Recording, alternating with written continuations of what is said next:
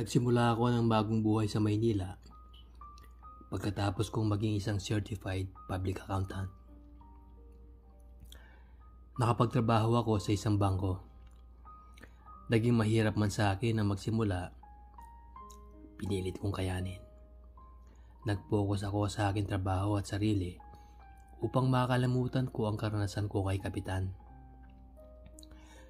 Ngunit tila ba dependent na ako sa tawag ng laman at lubusan ko nang hinahanap-hanap ito. Isang gabi habang pabalik ako sa unit ko, ay may nakasalubong akong dalawang pulis.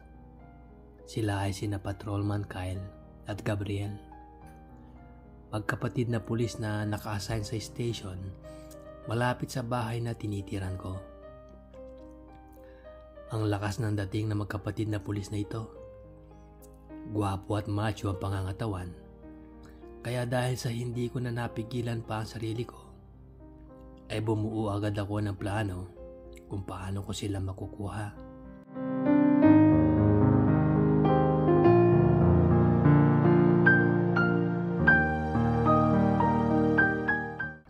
Kumana ang pagkapilyo ko at kunwari ay natapilok ako at hirap lumakad.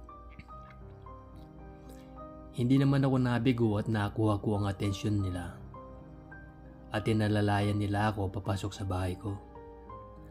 Pagpasok namin ay inupo muna nila ako. "Boss, may ointment ka po ba? Para naman malagyan ko itong paa mo," ang sabi ni Kyle. "Naku, hindi na, nakakahiya. Baka makaabala pa ako sa inyo," sabi ko naman. "Hindi, tapos na ang duty namin at may dinaanan lang kami sa tindahan sa baba," sabi naman ni Gabriel. Ganun ba? Sige, maupo muna kayo at kukunin ko," ang sagot ko naman. Pumasok ako sa kwarto at nagbihis ng shorts na maiksi at sando upang magpapansin at maipakita ang makinis at maputi kong kutis at magandang kurba ng aking katawan. Pagkalabas ko ay kunwari nalagyan ko na ng gamot ang paa ko. "Mga boss, nalagyan ko na ang paa ko ng gamot. Salamat sa inyo. May gusto ba kayong kainin?" ang tanong ko.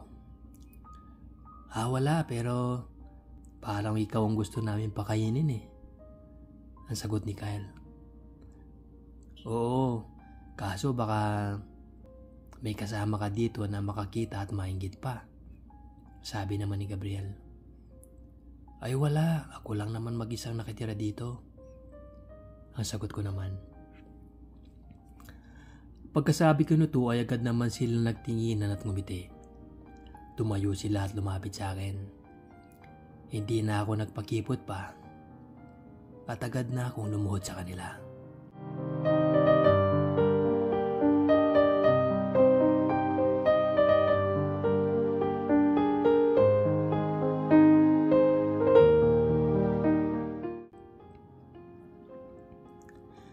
Matapos ang mga oras na yon,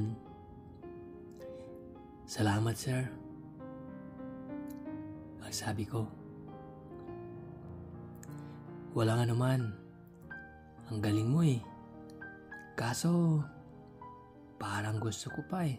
Parang bitin. Pwede bang umulit pa?" ang sabi ni Gabriel. "Oo naman, hanggang gusto nyo," ang sagot ko. Naglinis muna ako ng muka habang sila naman ay naupo sa sopa. Lumapit ako sa kanila at kaagad lumuhod ulit sa harapan nila.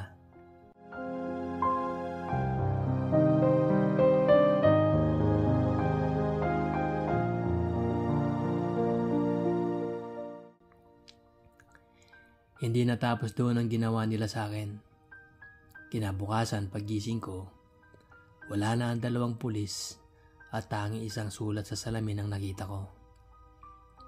Sa sulat nakalagay ang mga salitang, "Salamat at sana maulit muli." Nakalagay din doon ang contact number nila.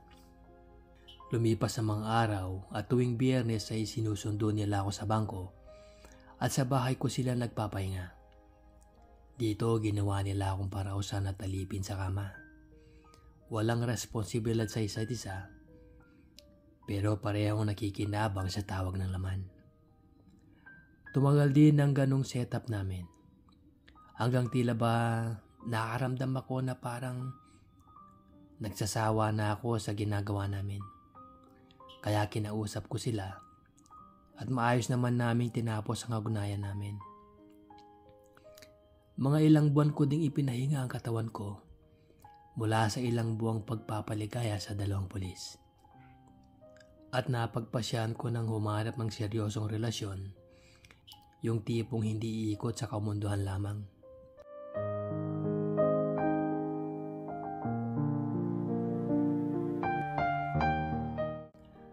Habang nasa bangko ako ay dumating ang area supervisor ng bangko namin. At dito pinakilala niya sa amin ang bagong branch manager namin na si Joshua. Mabait ito at malaanghel ang muka. At ang katawan nito ay parang inukit ng isang sculptor sa ganda at pumaga sa height nitong 5'11". Hindi ko alam kung bakit ang lakas ng tama nito sa akin. Pero ayoko naman magkaproblema sa trabaho lalo na at manager pa namin mismo. Pilit kong iniwasan ng manager namin pero tila ba kusang gumagawa ng paraan ng mundo upang paglapitin kami. Nalaman kong sa tapat ng bahay ko lang siya nakatira at halos araw-araw niya akong sinasabay sa pagpasok at pag-uwi. Minsan gamit ang kotse ko at madalas kotse niya. Naging malapit kami sa isa't isa. Alam naman namin na pamilyado na ito at nasa probinsya lang ang mag-ina niya. Ngunit may isang hindi inaasahang kaganapan ang nangyari nang kinailangan niyang mag-overtime upang gumawa ng auditing. Kaya nagpresenta na akong tulungan siya. Dahil wala naman kaming kasama sa mga apartment namin, kaya hindi nag-isip ng kung ano-anong mga kasama namin. Friday nights pa naman yun, kaya wala rin gustong mag-overtime. 2 AM ng araw ng Sabado nang matapos kami sa pag-audit ng mga forms namin sa branch. Sabay kaming umuwi. At dahil sa pagod ay sa bahay ko na lang siya nahiga. Hindi ko alam kung bakit. Kahit anong iwas ko ay natutokso akong gumawa ng masama sa kanya. Kaya hinawakan ko ang buhol niya habang pinagmamasdan ang mukha niya. Nang gumalaw ito ay tumigil ako sandali at nagulat ako nang sabihin niyang, "Oh, bakit ka tumigil? Tuloy mo lang ang ginagawa mo." Ang sabi nito. "Sigurado ka ba, sir?" Ang sagot ko. Tumango siya at dahil dito, nagkalakas na ako ng loob at sinimulan siyang halikan.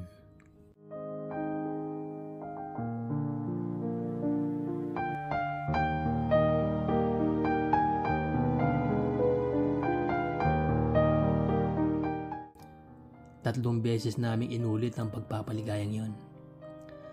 Hanggang kinaumagahan ay umuwi na ito sa bahay niya. Mula noon ay tuloy-tuloy na ang relasyon namin. Lihim sa mga katrabaho namin ang ginagawa namin. Hindi rin nagtagal ay napansin ko na tila ba nagbago si Joshua sa akin. Nagsimula ito nang dumating ang isang babae na nagmula sa ibang branch. Dito ako nagduda at nag-imbestiga. Nalaman ko na si Joshua at yung babae na nagpapaligaya sa isa't isa. Kaya tinapos ko na ang relasyon namin. Hindi rin naman nagtagal nang mahuli si Joshua ng asawa niya nang bigla itong dumalo sa kanya sa bahay at naaktuhan din na magkatipan sila ng babae. Naalis ito sa posisyon niya at ako naman ang napromote bilang kapalit niya. Mula noon at hanggang ngayon, hindi na ako pumasok sa isang relasyon dahil takot na ako sa commitment. Pero pag may tawag na laman at may pagkakataon, ay tumitikim ako at nagpapaligaya rin. Hanggang dito na lamang, Kuya Allen.